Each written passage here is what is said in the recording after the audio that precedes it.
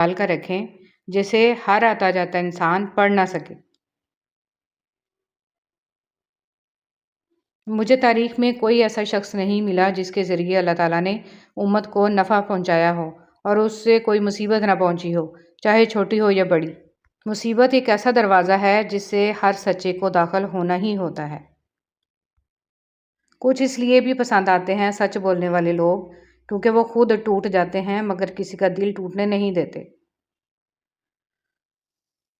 اچھے سے اچھے پھول کی مہک بھی کچھ دیر بعد ختم ہو جاتی ہے، لیکن اچھے اخلاق اور اچھے سلوک کی مہک انسان کی موت کے بعد بھی رہتی ہے۔ کتنا ہی خوبصورت احساس ہے نا کہ رب کو اپنی محبت کا یقین نہیں دلانا پڑتا۔ رسول اللہ صلی اللہ علیہ وسلم نے فرمایا، جس نے اللہ کی خاطر محبت کی، اللہ کی خاطر غصہ کیا، اللہ کے لیے دیا اور اللہ کی رضامندی کے پیش نظر نہ دیا تو اس نے ایمان کو کامل کر لیا۔ ٹوٹنے، بکھرنے اور کٹنے کے بعد بھی ایک نئی اور خوبصورت زندگی کا آغاز ممکن ہے، اس لیے کبھی مایوس مت ہوں کیونکہ ہر خزاں کے بعد بہار لازم ہے۔ پانی دریا میں ہو یا آنکھوں میں، گہرائی اور راز دونوں میں ہوتے ہیں۔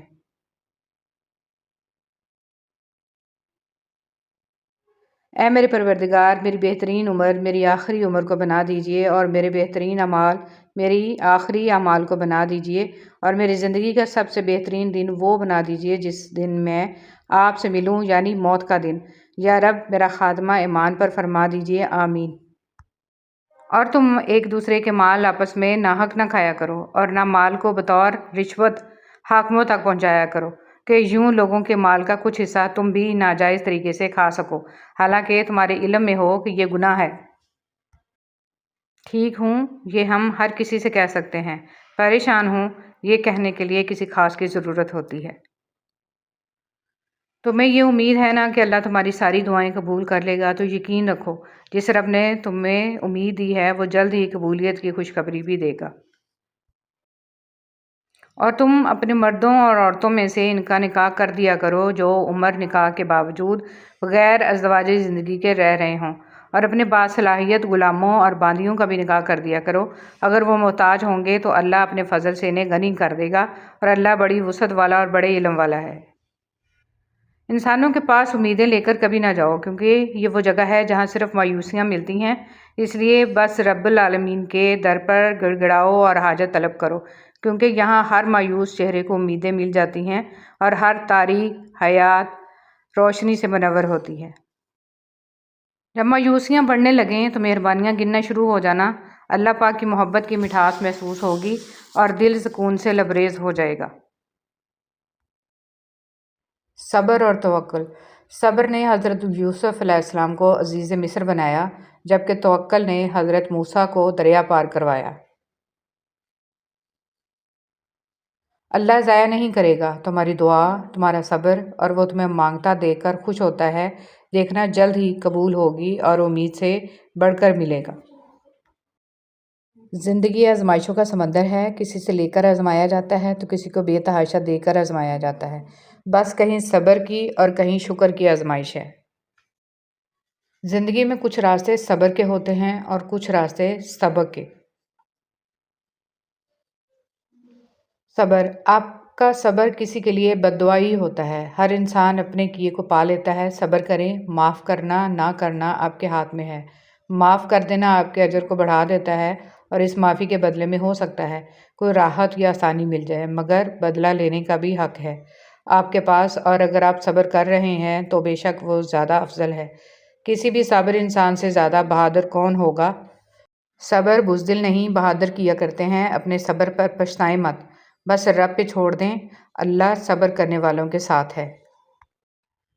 صبر کرنے اور صبر آ جانے میں بہت فرق ہوتا ہے۔ صبر وہ ہوتا ہے جو صدمے کے شروع میں کیا جائے، اپنے دل پر جبر کر کے اپنا حوصلہ آزما کر چپ سادھ لینا، اول ذکر کر کے جبکہ رو دھو کر اپنا غم مٹا کر آنکھوں میں آنسوؤں کی قلت ہو جانے کے بعد خاموشی اختیار کر لینا، مؤخر از ذکر کے زمرے میں آتا ہے۔ صبر کوئی کوئی کرتا ہے، صبر ہر ایک کو آ جاتا ہے۔ جب صبر آ جائے تو کسی بھی چیز کے کھونے سے فرق نہیں پڑتا۔ سورہ یوسف کا انتہائی پیارا سبق۔ زندگی میں اگر آپ کے انتہائی عزیز اور قریبی لوگ بھی آپ سے دغا کر جائیں، آپ کے خلاف ہو جائیں، آپ پھر بھی صبر سے کام لیں اور اللہ پاک پہ کامل بھروسہ رکھیں۔ اللہ پاک آپ کو وہ مقام عطا کریں گے کہ زمانہ دیکھتا رہ جائے گا۔ اندھیر نگری میں روشنی اور نور کے خزانے آپ پہ کھول دیے جائیں گے۔ صبر، ہر صبر کے پیچھے خوبصورت لمحات انتظار کر رہے ہیں۔ صبر والے، جہاں اتنا صبر کیا وہاں تھوڑا اور سہی، کیونکہ سورہ یوسف مثال ہے کہ صبر کرنے والے ہمیشہ خوبصورت اختتام پائیں گے۔ جب رب کے فیصلے سمجھ آنا شروع ہو جائیں تو دل ضد کرنا چھوڑ دیتا ہے۔ صبر، جب زمین تمہیں تنگ لگے تو آسمان کی جانب دیکھنا، نم آنکھوں سے مسکرانا اور کہنا، اچھا تو ایسے راضی، میں بھی ایسے راضی۔ شکر، اللہ کا شکر ادا کیا کرو۔ قرآن پاک بھی الحمدللہ سے شروع ہوتا ہے۔ اللہ پر یقین، اللہ بہتر کرے گا، لیکن اللہ نے بہتر نہ کیا تو یقین رکھو وہ بہترین کرے گا۔ بے شک لہجے سخت ہیں، زندگی تنگ ہے، تہمتوں کا انبار ہے، زندگی دشوار ہے، لیکن آپ نے صبر کرنا ہے، کیونکہ میرا اللہ عز و جل صبر کرنے والوں اور جہالت کو ترک کرنے والوں کے ساتھ ہے۔ صبر کا دامن نہیں چھوڑنا، وقت بھی بدلے گا، حالات بھی بدلیں گے اور دعا بھی قبول ہوگی۔ ہم ہمیشہ نعمتوں کو اپنی نیکیوں کا انعام سمجھتے ہیں اور مصیبتوں کو گناہوں کی سزا۔ اس دنیا میں جزا بہت کم ملتی ہے اور اس میں بھی امتحان ہوتا ہے۔ نعمت شکر کا امتحان ہوتا ہے اور مصیبت صبر کا۔ عبداللہ بن عمر رضی اللہ تعالیٰ عنہما بیان کرتے ہیں کہ رسول صلی اللہ علیہ وسلم نے میرے کندھے کو پکڑ کر فرمایا، دنیا میں ایسے رہو جیسے کوئی اجنبی ہو یا راہ چلتا ہو۔ رشتوں میں احساس نہیں ہوتا تو وہ رشتے زمین پر پڑے ان سوکھے پتوں کی طرح ہوتے ہیں جو کبھی پل میں ادھر یا ادھر پھر رہے ہوتے ہیں اور بالآخر وہ پتے کسی کے بھی پاؤں میں آ کر کچل جاتے ہیں۔ اس لیے اپنے اندر احساس کا مادہ پیدا کرو تاکہ سب سے بڑی طاقت اگر کسی کے پاس ہو بھی تو وہ آپ کے پاس ہو، جس کو احساس کہا جاتا ہے۔ یہ لازم نہیں ہے کہ ہم ایک دوسرے کو خوش کرنے کی کوشش کریں، یہی کافی ہے کہ ایک دوسرے کو تکلیف نہ پہنچائیں۔ یہ ضروری نہیں ہے کہ ہم دوسروں کی اصلاح کریں، یہی کافی ہے کہ ہماری نگاہ اپنے عیبوں پر ہو۔ حتیٰ کہ یہ بھی ضروری نہیں ہے کہ ہم ایک دوسرے سے محبت کریں، بس اتنا کافی ہے کہ ایک دوسرے کے دشمن نہ ہوں۔ زندگی میں دکھ جس شدت کا بھی ہو، اللہ نے آپ کو آپ کے حصے کا سکھ بھی ضرور دینا ہے۔ آپ کا حساب کتاب شاید غلط ہو جائے، لیکن اس کے پاس سارا حساب کتاب بالکل اپنی اصل حالت میں موجود ہے۔ وہ اگر دکھ سے گزار رہا ہے تو سکھ بھی اس کے در سے ہی ملے گا۔ زرد پتے جہاں سے اترتے ہیں، سبز پتے۔